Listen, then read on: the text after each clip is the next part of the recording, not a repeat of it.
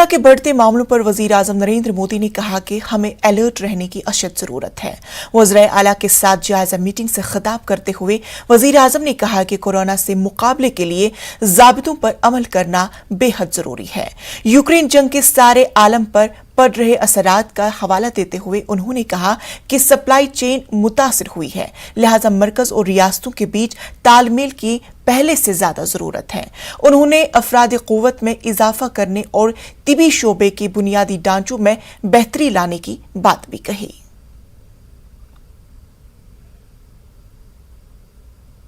साथियों, बीते 2 वर्षों में कोरोना को लेकर ये हमारी 24वीं मीटिंग है। कोरोना काल में जिस तरह केंद्र और राज्यों ने मिलकर काम किया, उसने कोरोना के खिलाफ देश की लड़ाई में अहम भूमिका निभाई है। मैं सभी मुख्यमंत्रियों, राज्य सरकारों और अधिकारियों के साथ सभी कोरोना वॉरियर्स की प्रशंसा करता हूं। साथियों, कुछ राज्यों में से कोरोना के फिर से बढ़ते केसेस को लेकर हेल्थ सेक्रेटरी ने अभी हमारे सामने विस्तार में जानकारी रखी है। ये स्पष्ट है कि कोरोना की चुनौती अभी पूरी तरह से टली नहीं है। ओमिक्रॉन और उसके सब वेरिएंट्स किस तरह गंभीर परिस्थिति पैदा कर सकते हैं, ये यूरोप के देशों में हम देख रहे हैं। पिछले कुछ महीनों में कुछ देशों में इन सब वेरिएंट्स की वजह से कई सर्ज आए हैं। हम भारतवासियों ने कई देशों की तुलना में अपने देश में हालात को काफी बेहतर और नियंत्रण में रखा है। इन सब के बावजूद पिछले 2 हफ्तों से जिस तरह से कुछ राज्यों में केसेस बढ़ रहे हैं, उससे हमें अलर्ट रहने की जरूरत है। साथियों, 2 साल के भीतर देश ने हेल्थ इंफ्रास्ट्रक्चर से लेकर ऑक्सीजन सप्लाई तक कोरोना से जुड़े हर पक्ष में जो भी आवश्यक है वहां मजबूती देने का काम किया है। हमारे सभी राज्यों ने इन केसेस को हैंडल भी किया और बाकी सामाजिक आर्थिक गतिविधियों को भी गति दी। यही बैलेंस आगे भी हमारी स्ट्रेटेजी का हिस्सा रहना चाहिए। हमारे साइंटिस्ट और एक्सपर्ट्स नेशनल और ग्लोबल सिचुएशन को लगातार मॉनिटर कर रहे हैं। उनके सुझावों पर हमें प्रिएम्प्टिव, प्रोएक्टिव और कलेक्टिव अप्रोच के साथ काम करना होगा। वहीं कोरोना पर जायजा मीटिंग में वजीर आजम नरेंद्र मोदी ने डीजल की बढ़ती कीमतों पर रियासती हुकूमतों को घेरने की कोशिश की। वजीर आजम ने कहा कि आम आदमी की जेब पर महंगाई की पड़ रही मार को कम करने के लिए मरकजी हुकूमत ने पेट्रोल और डीजल पर एक्साइज ड्यूटी में नवंबर में कमी की थी। तब रियासतों ने भी वेट में कम करने की बात कही थी, लेकिन कुछ रियासतों ने ऐसा नहीं किया। उन्होंने रियासतों से वैट घटाने की अपील की। अनिवार्य हो गया है। अब मैं एक छोटा सा उदाहरण देता हूं। जैसे पेट्रोल डीजल की कीमतों का एक विषय हम सबके सामने है। देशवासियों पर पेट्रोल डीजल की बढ़ती कीमत का बोझ कम करने के लिए केंद्र सरकार ने एक्साइज ड्यूटी में कमी की थी। पिछले नवंबर महीने में कम की थी। केंद्र सरकार ने राज्यों से भी आग्रह किया था कि वो अपने यहां टैक्स कम करे और ये बेनिफिट नागरिकों को ट्रांसफर करे। इसके बाद कुछ राज्यों ने तो भारत सरकार की इस भावना के अनुरूप यहां टैक्स कम कर दिया, लेकिन कुछ राज्यों द्वारा अपने राज्य के लोगों को इसका कोई लाभ नहीं दिया गया। इस वजह से पेट्रोल डीजल की कीमतें इन राज्यों में अब भी दूसरों के मुकाबले कहीं ज्यादा है। ये एक तरह से इन राज्यों के लोगों के साथ अन्याय तो है ही, साथ ही पड़ोसी राज्यों को भी नुकसान पहुंचाता है। स्वाभाविक है कि जो राज्य टैक्स में कटौती करते हैं उन्हें राजस्व की हानि होती है। जैसे अगर कर्नाटका ने टैक्स में कटौती नहीं की होती तो उसे इन 6 महीनों में 5,000 करोड़ रुपए से ज्यादा का राजस्व मिलता। गुजरात ने भी टैक्स कम नहीं किया होता तो उसे भी 3,500-4 हजार करोड़ रुपए से ज्यादा का राजस्व और मिलता। लेकिन ऐसे कुछ राज्यों ने अपने नागरिकों की भलाई के लिए, अपने नागरिकों को तकलीफ न हो इसलिए अपने वेट में, टैक्स में कमी की, पॉजिटिव कदम उठाए। कानपुर में all India Muslim personal law board के मेंबर मोहम्मद सुलेमान ने कॉमन सिविल कोड पर बयान दिया है। उन्होंने कहा कि कॉमन सिविल कोड गैर आईनी है। उन्होंने कहा कि कॉमन सिविल कोड आईन के खिलाफ है। सुलेमान ने कहा कि हुकूमत जानबूझकर ऐसे मुद्दों को हवा देती है।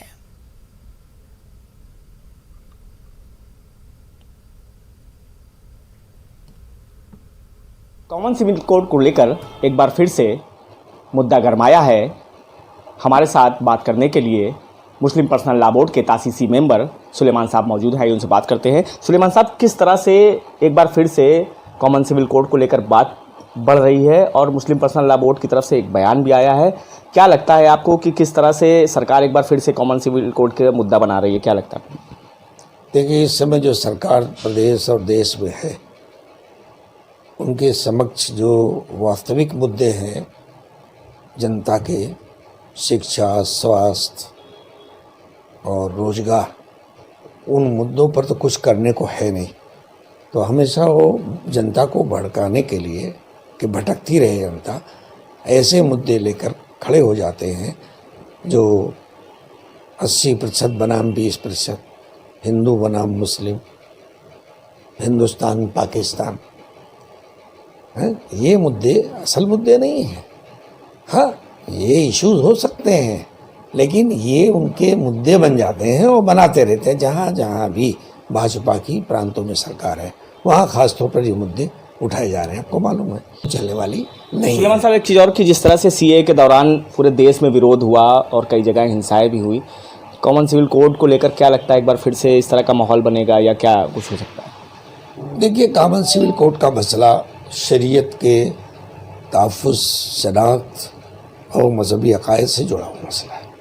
पर्सनल लॉ बोर्ड इसको देखता है। पर्सनल लॉ बोर्ड कोई आंदोलनात्मक कार्रवाई पर विश्वास नहीं रखता, न करता है, कभी आंदोलन नहीं करता, धरना प्रदर्शन नहीं करता। सीए के आंदोलन का जहाँ तक ताल्लुक है वो जनमानस ने, सामान्य जनता ने, युवा ने, स्टूडेंट्स ने, महिलाओं ने इसको शुरू किया था और उन्हीं तक सीमित भी रहा। जो हानि होगी, हमारी आने वाली नस्लें इसकी कीमत चुकाएंगी, हमारे युवा रोजगार न पाके इसकी कीमत चुकाएंगे। इनको अक्ल के नाखून लेना चाहिए, सोचना चाहिए, यही मैं कहूँगा। जिस तरह से आपने देखा कि साफ तौर से सुलेमान साहब जी का कहना है कि कॉमन सिविल कोड के मामले को लेकर मुस्लिम पर्सनल लॉ बोर्ड का जो स्टैंड है वही रहेगा। कानपुर से संदीप सविता, न्यूज़ 18 उर्दू। वहीं इस्लामी स्कॉलर मौलाना सूफिया निजामी ने कहा कि इस मुल्क में यकसा सिविल कोड के अलावा कई दीगर मसाइल हैं जिस पर हुकूमत को गौर करने की अशद जरूरत है। मुस्लिम पर्सनल लॉ बोर्ड ने जो बात कही है वो बिल्कुल मुनासिब बात है। आप देखेंगे कि इस मुल्क के अंदर बहुत से मसाइल हैं जिस पर सरकारों को गौर करने की ज़रूरत है। मुल्क के अंदर बढ़ती हुई नफरत जिस तरीके से फैलाई जा रही है उस पर कानून बनाने की ज़रूरत है। यात्राओं के नाम पर जिस तरीके से मस्जिदों के सामने हुल्लड़ और हंगामा किया जाता है उस पर कानून बनाने की ज़रूरत है। और एक ऐसे मुल्क में जहाँ पर मुख्तलिफ तहजीब, मुख्तलिफ कल्चर, मुख्तलिफ ट्रेडिशन के मानने वाले लोग हों, जहाँ पर संविधान ने सबको अपने अपने मज़हब पर, अपनी अपनी परंपराओं पर अमल करने की पूरी आज़ादी दी हो और एक हक और इख्तियार दिया हो, ऐसे मुल्क में अगर एक संविधान बनाने की बात की जाए और ऐसा यूनिफॉर्म सिविल कोड जिसका कोई खाका भी आपके पास ना हो, तो कहीं ना कहीं ये इस बात को दर्शाता है कि आप सिर्फ और सिर्फ एक पॉलिटिकल स्टंट के तहत इसको इस्तेमाल करना चाहते हैं। All India Muslim personal law board ने जिस बातों की तरफ इशारा किया है वो बिल्कुल मुनासिब बात है, और कोई भी हिंदुस्तानी जो इस मुल्क के संविधान पर भरोसा रखता है उसके लिए भी ये बात है कि ऐसे भी किसी भी कानून का जो हमारे university in diversity in unity को ख़त्म करने वाला हो, उसको उसके खिलाफ खड़े हों और उसके खिलाफ आवाज़ बुलंद करने के लिए। मुल्क के मौजूदा हालात के बीच रामपुर से एक अच्छी खबर आई है। रामपुर में कौमी यकजहती और एकता की बेहतरीन मिसाल देखने को मिली। यहाँ पर एक शोभा यात्रा निकाली गई जिसमें मौला अली और जय हनुमान के नारे लगाए गए। मुस्लिम रोजादारों ने शोभा यात्रियों पर फूल बरसाए और हिंदू भाइयों को पानी भी पिलाया। यात्रा मुख्तलिफ मसाजिद के सामने से गुजरती पर कहीं कोई नाखुशगवार वाक़े पेश नहीं आया। हिंदुओं और मुसलमानों ने गले मिलकर एक दूसरे को मुबारकबाद पेश की।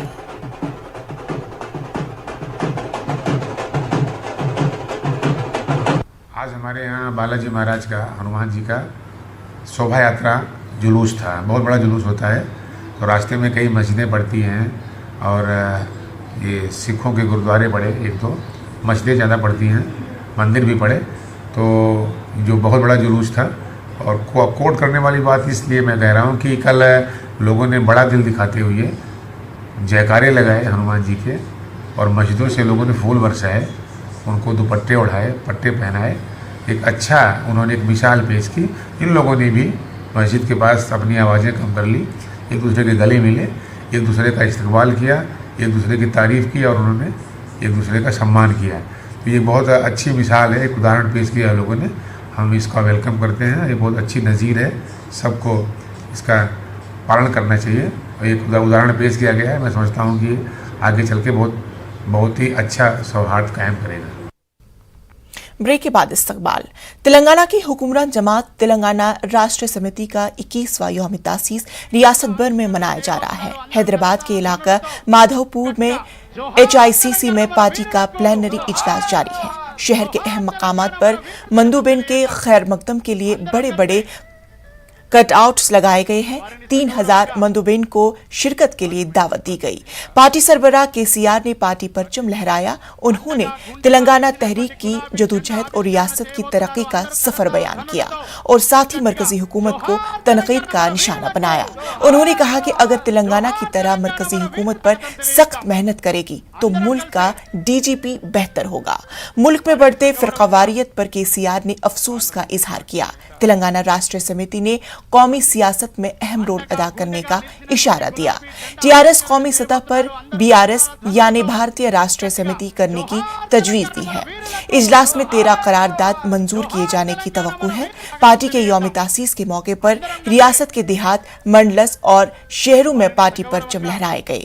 इजलास में तेलंगाना के वजीर आला, वज़रा, अवामी नुमाइंदे ने शिरकत की। प्लेनरी सेशन के लिए साइबराबाद पुलिस की जानिब से भारी बंदोबस्त किया गया है।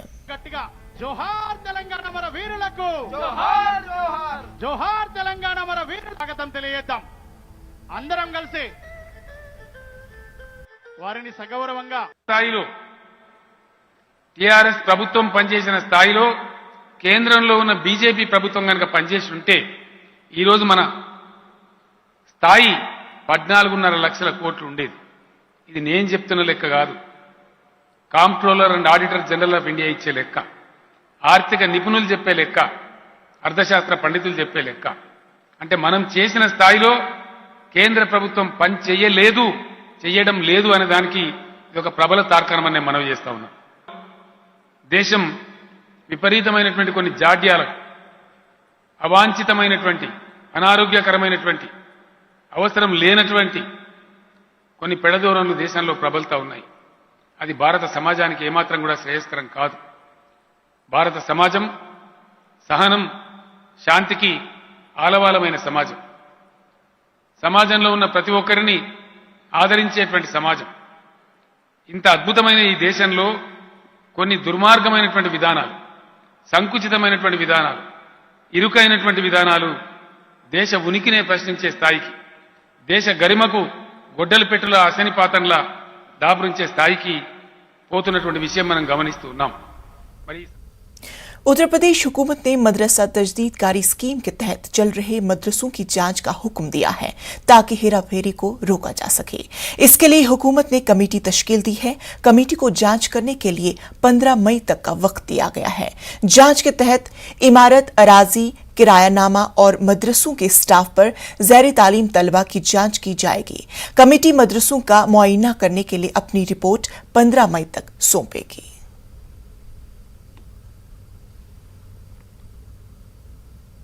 अलवर में इन्हदामी कार्रवाई के खिलाफ बीजेपी और हिंदू तंजीमों ने एक आक्रोश रैली निकाली है. रैली में रियासत भर के साधु सन्नतों ने भी शिरकत की. रैली में शामिल अफराद ने 300 साल कदीम मंदिर मुनहदम किए जाने की मुखालफत की. उन्होंने कसूरवारों के खिलाफ कार्रवाई का मुतालबा किया.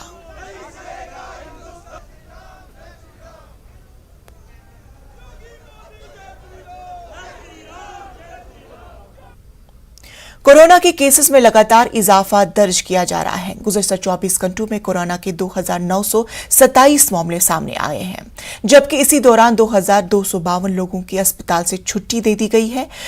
24 घंटों के दौरान मुल्क भर में गुज़श्ता 24 घंटों में 32 अफराद की मौत हो चुकी है. इस वक्त मुल्क भर में कुल एक्टिव मामले 16,279 हैं.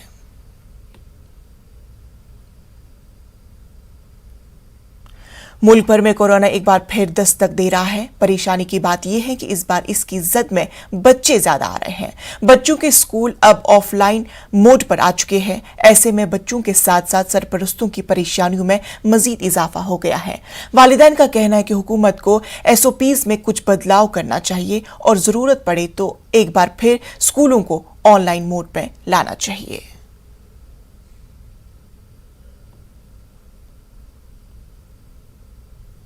देश भर में जिस तरीके से लगातार कोविड के मामले बढ़ने लगे हैं और बढ़ते हुए मामलों को देखते हुए स्कूल जाने वाले जो बच्चे हैं उनके पेरेंट्स की चिंताएं भी कहीं ना कहीं बढ़ रही हैं.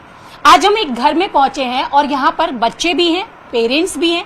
उनकी क्या चिंताएं हैं, वो क्या सोचते हैं, उनसे बात करेंगे. तो सबसे पहले हम जो बच्चों की मम्मी है, क्योंकि मम्मी के साथ बच्चे ज्यादा टाइम स्पेंड करते हैं, वो क्या सोचती हैं, उनको क्या लगता है, किस तरीके की चिंताएं हैं. ये बताइए कि आपका बच्चा किस क्लास में पढ़ता है? मैम हमारा बेटी है और मेरी बेटी 4th में पढ़ती है. अच्छा, तो 4th में पढ़ती है. आप भी टीवी देखते होंगे और बहुत सारी चीजें ऐसी है कि एक बार फिर से कोविड को लेकर थोड़ा सा लोग डरे हुए हैं, क्योंकि छोटे बच्चों को भी वैक्सीन भी नहीं लगा, स्कूल में भी केसेस निकल रहे हैं. तो जब आपके बच्चे जाती है तो डर लगता है आपको? क्या सोचती हैं आप? हाँ, डर तो रहता है, लेकिन हम उनको ये भी बताते हैं कि आप किस तरह से रहिएगा, बच्चों को दूर रहे, या मैम जिस तरह से आपको फॉलो करती है उस तरह से आप भी फॉलो करिए. आप बताइए, आपको क्या लगता है कि ऑनलाइन मोड पे जाना अभी जरूरी है जिस तरीके से मामले बढ़ रहे हैं? अभी क्रूशियल फेज है ये, तो ऐसा लग रहा है कि समय निकल जाएगा और ऑनलाइन क्लासेस की जरूरत नहीं पड़ेगी. हाँ, लेकिन बच्चों को बहुत ध्यान रखने की जरूरत है, पेरेंट्स को भी और टीचर्स को भी. स्कूल जो SOPs फॉलो कर रहे हैं वो ठीक है, लेकिन उनमें कुछ चेंजेस होने चाहिए. अगर ऑनलाइन में बच्चा पढ़ता है लेकिन उसकी एकेडमिक्स के अलावा बहुत सारी चीज़ें से वो पीछे रह जाता है, तो ऑनलाइन में ये सब कुछ नहीं मिल पाएगा उसको. ऑफलाइन स्कूल रहना चाहिए, कोविड कम होना चाहिए, ये तो हमारी अपेक्षा है कि ऐसा होना चाहिए. वैक्सीनेशन आएगा तो जरूर इसका बेनिफिट भी मिलेगा. तो बच्चों से भी जान लेते हैं कि बच्चे क्या सोचते हैं, क्या वो स्कूल जाना चाहते हैं या नहीं जाना चाहते, स्कूल में कैसा लगता है. तो आप देख रहे होंगे एक छोटा सा बच्चा भी मेरे साथ है. क्या नाम है आपका? कृतज्ञ. कृतज्ञ, आप ये बताइए आप कौन सी क्लास में पढ़ते हो? 4th में. अच्छा, आप ये बताओ, आपको स्कूल जाना पसंद है या फिर ऑनलाइन घर पे बैठ के पढ़ना पसंद है? मुझे स्कूल जाना पसंद है, क्योंकि वहाँ पे आर्ट होता है मंडे को, जो कि बहुत ज्यादा अच्छा होता है.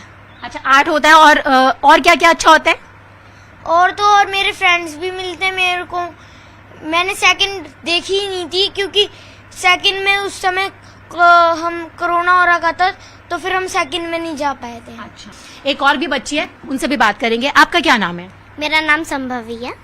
संभवी, आप कौन से क्लास में पढ़ते हो और आप ये बताओ कि अभी स्कूल खुल गया, कैसा लग रहा है? बहुत अच्छा लग रहा है. मैं 4th B में पढ़ती हूँ. तो क्या क्या अच्छा लगता है? स्कूल में ऑनलाइन पढ़ाई होती थी तब अच्छा नहीं लगता था? नहीं लगता था, कोई फ्रेंड ही नहीं मिलते थे, पढ़ाई अच्छे से नहीं होती थी. अभी ऑफलाइन में टीचर्स मिलते हैं, फ्रेंड मिलती है और हम मस्ती भी कर सकते हैं। तो ऑफलाइन स्कूल मोड को बच्चे भी पसंद कर रहे हैं क्योंकि कहीं ना कहीं वो चीजें मिस कर रहे थे जो स्कूल में मिल सकती हैं। ऑफलाइन मोड से ऑनलाइन ले जाना एक विकल्प हो सकता है, लेकिन ये विकल्प आखिरकार कब तक चलेगा, ऐसे में हमारा जागरूक होना बेहद ज्यादा जरूरी है। कैमरा पर्सन अंकित जैन के साथ रचना, न्यूज़ 18 दिल्ली।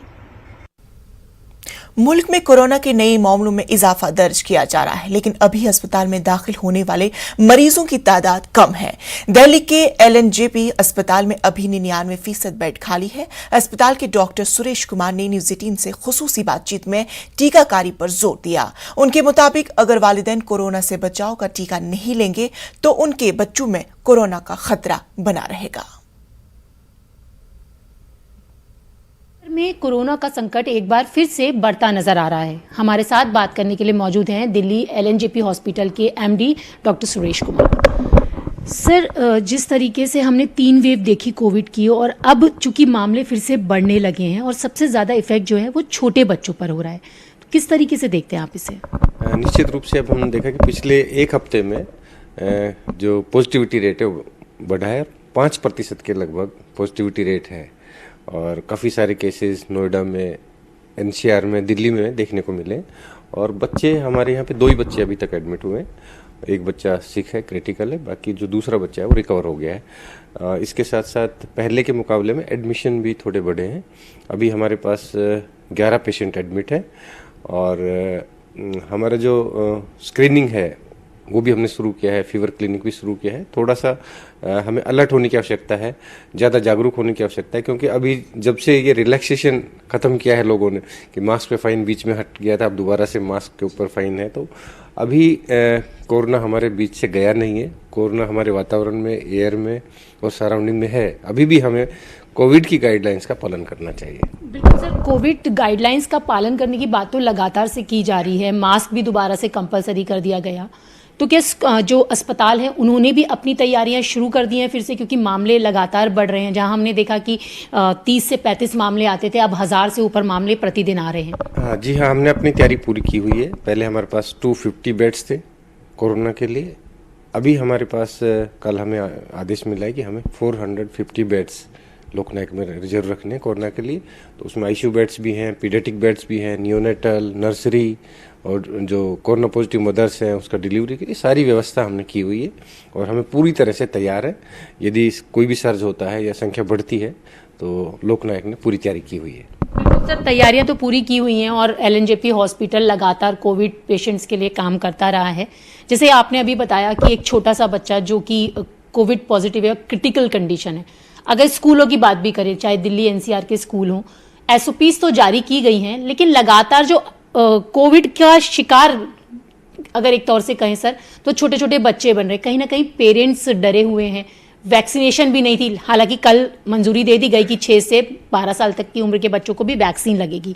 तो ऐसे पेरेंट्स के लिए सर क्या कहना चाहेंगे? देखिए, पेरेंट्स को मैं आपके माध्यम से ये कहना चाहता हूँ कि पैनिक होने की आवश्यकता नहीं है, डरने की आवश्यकता नहीं है, क्योंकि अब एक तो कोवैक्सीन अवेलेबल है 6 से ऊपर एज के सभी बच्चों के लिए, जो कि अभी तक पहले उनको वैक्सीन नहीं मिला था। इसके साथ साथ